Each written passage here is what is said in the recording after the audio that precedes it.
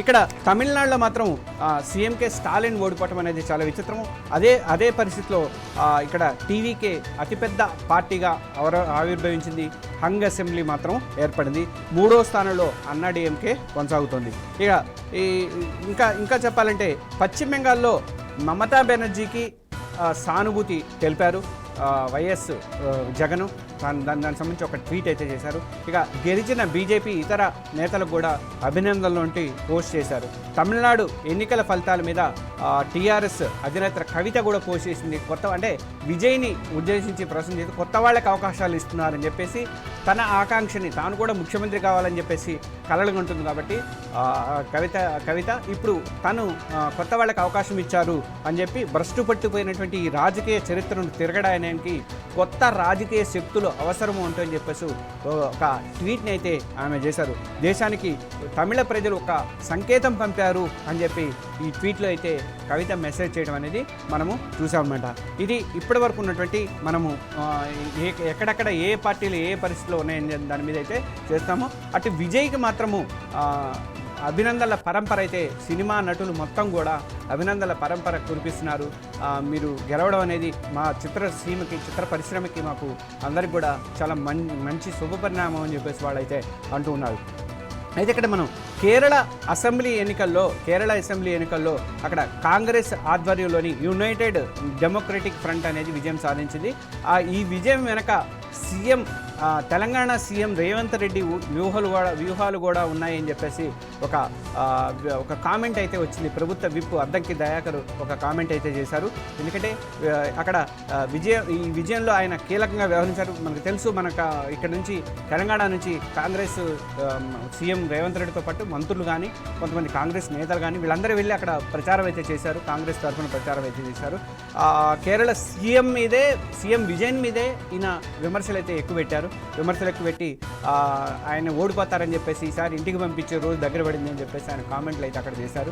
ప్రముఖంగా ఆయన వీధిగా అక్కడికి వెళ్ళి రేవంత్ రెడ్డి ప్రచారం అయితే కాంగ్రెస్ తరఫున చేశారు. అలాగే తెలంగాణలో అభివృద్ధి చేస్తున్నటువంటి సంక్షేమ కార్యక్రమాలని కేరళలో కూడా ఆయనైతే వినిపించారు. కేరళ ప్రచారంలో ఆయనైతే అక్కడ అందరికీ కూడా జనాలందరికీ కూడా వినిపించారు. అది ఇప్పుడు వీళ్ళు ఇక్కడ కాంగ్రెస్ సైడ్లో అది గొప్పగా చెప్పుకుంటాం. కేరళలో గెలవడానికి మా రేవంత్ రెడ్డి కావడం అని చెప్పేసి ఇక్కడ ఇప్పుడు ప్రస్తుతం అడ్డంకి దయాకర్ అన్నారు. మిగతా వాళ్ళు కూడా అలాంటి పొజిషన్ అయితే ఉన్నది ఇక్కడ. ఇక దీనికి సంబంధించి మనం ఒక్కసారి మన ఎగ్జిక్యూటివ్ ఎడిటర్ ఇన్పుట్ సిఎస్ఆర్ గారిని మనం ఒకసారి దీనికి ప్రత్యేకంగా సీఎం రేవంత్ రెడ్డికి కేరళ విజయానికి లింక్ పెట్టి వీళ్ళు మాట్లాడుతున్న దాన్ని ఒకసారి మనం విశ్లేషణ అడుగుదాము.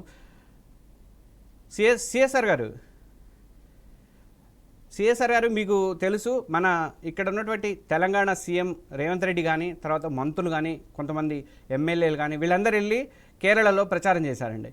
వాళ్ళు ఏమంటారంటే విజయ్ని ఎట్టి పరిస్థితిలో ఓడిస్తాం, ఇంటికి పంపుతామని చెప్పేసి ఆయన క్లియర్గా ఆ రోజు స్టేట్మెంట్ అయితే ఇచ్చారు. మీరు కూడా చూశారు. ఇప్పుడు వీళ్ళు ఏమంటారంటే అద్దంకి దయాకర్ సహా కొంతమంది కాంగ్రెస్ లీడర్లు ఏమంటారంటే అక్కడ కేరళలో కాంగ్రెస్ విజయానికి మా వ్యూహమే, మా రేవంత్ రెడ్డి వ్యూహమే అయింది. ప్లస్ తెలంగాణలో అభివృద్ధి సంక్షేమ కార్యక్రమాలు ఇవన్నీ కూడా మేము అక్కడ అమలు చేస్తామని హామీ ఇచ్చాము. ఇక్కడ ఏం చేస్తున్నాం అక్కడ చేస్తామని హామీ ఇచ్చాం కాబట్టి ఈ విజయం అక్కడ దక్కింది అంటున్నారు. దీని మీద మీకు కామెంట్ ఏంటండి?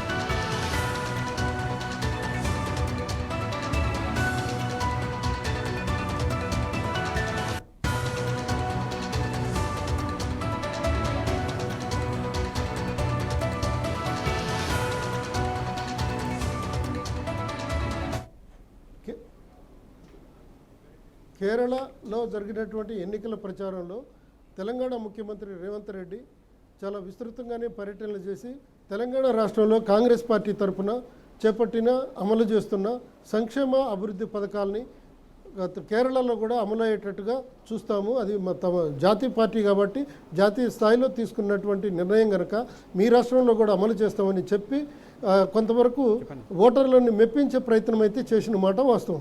అంతే తప్ప ఎన్నికల వ్యూహాలకు మొత్తం సంబంధించి అదంతా రేవంత్ రెడ్డి వ్యూహం అని వీళ్ళు క్లెయిమ్ చేసుకోవచ్చు. అంటే ఎవరికి వాళ్ళు గెలిచిన తర్వాత లేకుంటే సత్ఫలితాలు సాధించిన తర్వాత ఆ ఫలితం సాధించడానికి నేనే కారణమని ప్రతి రాజకీయ నాయకుడు కూడా ఓన్ చేసుకోవడానికి ప్రయత్నం చేస్తాడు.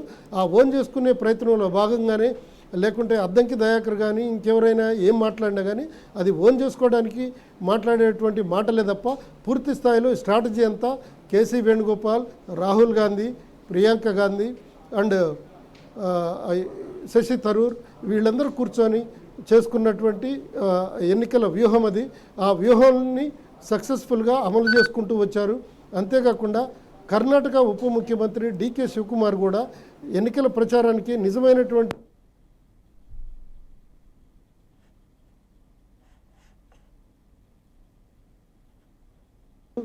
అందులో భాగంగానే జరిగినటువంటి ఎన్నికల ప్రచారంలో రేవంత్ రెడ్డి కూడా వన్ ఆఫ్ వాళ్ళ పార్టీ తరపు నుంచి ఉన్నటువంటి దక్షిణాదిలో ఉన్నటువంటి రెండో ముఖ్యమంత్రి రేవంత్ రెడ్డి కాబట్టి గౌరవప్రదంగా ఆయన్ని తీసుకెళ్లి ప్రచారం జరిపించారు. ఆ ప్రచారంలో తెలంగాణ రాష్ట్రంలో కాంగ్రెస్ పార్టీ అమలు చేస్తున్నటువంటి సంక్షేమ అభివృద్ధి పథకాలని ఈ 6 పాయింట్ ఫార్ములా 6 సూత్రాల పథకాలన్నింటిని కూడా అక్కడ ఎక్స్ప్లెయిన్ చేసుకుంటూ కొంతలో కొంత మెప్పించుకునే ప్రయత్నం అయితే చేశారు. అది కొంత ఫలితం ఇచ్చుండొచ్చు కానీ వ్యూహం మాత్రం కేసీ వేణుగోపాల్, శశి థరూర్, మళ్ళా రాహుల్ గాంధీ వీళ్ళు ఇచ్చినటువంటి ఎన్నికల వ్యూహం మాత్రమే అక్కడ సక్సెస్ కావడానికి ప్రధాన కారణమైంది.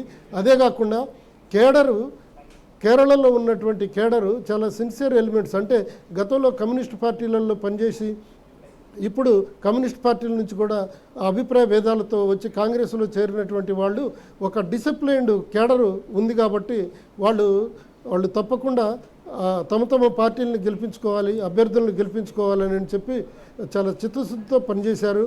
అంతేకాకుండా అధిష్టానం ఇచ్చినటువంటి ఎవరికైతే టికెట్లు ఇచ్చిందో వాళ్ళ మీద అసంతృప్తులు ఉన్నప్పటికీ వాటన్నిటిని పక్కన పెట్టి ఐకమత్యంతో కేరళలో కాంగ్రెస్ కేడర్ అంతా కూడా కలిసికట్టుగా పనిచేయడంతో ఈ విజయం సాధించడానికి వీలైంది.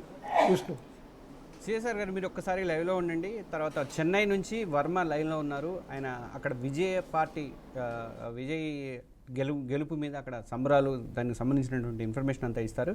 వర్మ, మీరు టీవీకే పార్టీ ఆఫీస్ దగ్గరే ఉన్నారు కదా, ఎట్లా ఉంది ఇప్పుడు అక్కడ సంబరాల వేళ ఎలా ఉంది? ఆయన మరి హంగు దిశగానే వచ్చింది కదా, మరి మిగతా ఇప్పుడు 107 స్థానాల వరకు మాత్రమే ఆయన వచ్చే అవకాశం ఉంది అంటున్నారు. ఆ మిగతా స్థానాలు 118 రావాలి కదా మ్యాజిక్ ఫిగర్ రావాలంటే, దానికి ఎలాంటి ప్రయత్నాలు జరుగుతున్నాయని చెప్పేసి మీకు అక్కడ ఉన్నటువంటి నాయకులు కానీ కార్యకర్తలు కానీ చెప్తున్నారు.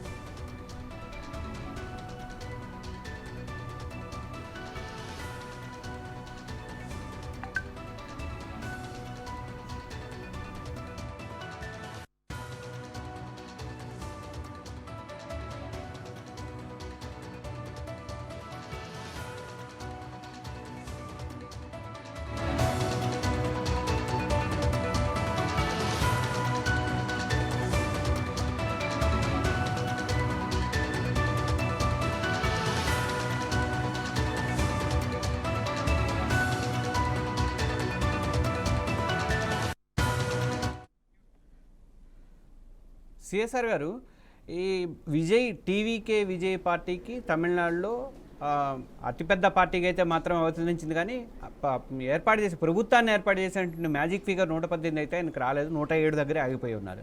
ఇప్పుడు మరి అటు డిఎంకేకి సపోర్ట్ తీసుకునే అవకాశం ఉందా, అన్నా డిఎంకే అంటే బీజేపీ వాళ్ళ సపోర్ట్ తీసుకునే అవకాశం ఉందా? ఈ విషయంలో మరి కేంద్రం నుంచి బీజేపీ అమిత్ షా కానీ మిగతా వాళ్ళు కానీ ఎలా చక్రం చెప్పే ఛాన్సెస్ ఉన్నాయి? ఆయన ఎటువైపు మొగ్గు చూపుతున్నారని మీరు అనుకుంటున్నారు? ఇప్పటికే కాంగ్రెస్ వాళ్ళ ఫాదర్ ఏమో కాంగ్రెస్ని ఒక 6 స్థానాలు ఉన్నాయి, మాకు మద్దతు ఇవ్వండి అని చెప్పేసి ఆయన అడిగారు.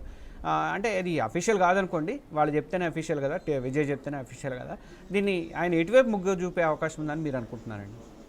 ఎస్, టీవీకే విజయ్కి రాజకీయ పరిణతి పూర్తి స్థాయిలో అంటే తన పార్టీని నిలబెట్టుకొని తన ప్రభుత్వాన్ని ఏర్పాటు చేసుకోవడానికి అవసరమైనటువంటి మెజారిటీ పూర్తి స్థాయిలో లేనప్పటికీ ఒక డిఎంకే నుంచి ఒక ఆఫర్ వెళ్ళింది. ఆల్రెడీ ఒక 10 నుంచి 15 మంది ఎమ్మెల్యేలని డిఎంకే నుంచి పంపించే అవకాశాలు కూడా ఉన్నాయి. ఆ బేరసారాలు నడుస్తున్నాయని చెప్పి ఇప్పుడే వేరే ఫ్రెండ్ ఒకళ్ళు అక్కడున్న పాత్రికేయ మిత్రుడు ద్వారా మనకు తెలిసినటువంటి సమాచారం. అవసరమైతే అండర్లైన్ అవసరమైతే మా పార్టీ నుంచి కూడా ఒక 10 నుంచి 15 మంది ఎమ్మెల్యేలని కావాలంటే పంపిస్తాం, మీరు బీజేపీని మాత్రం కలుపుకోవద్దు అని చెప్పి డిఎంకే నుంచి ఒక ఆఫర్ వెళ్ళినట్టుగా మనకు తెలిసింది. ఎందుకంటే డిఎంకే భాగస్వామ్యం ఉన్నటువంటి అన్నా డిఎంకేని వాళ్ళ సపోర్ట్ తీసుకుంటే భవిష్యత్తులో ఇటు డిఎంకేకి చాలా ఇబ్బందులు వస్తాయి.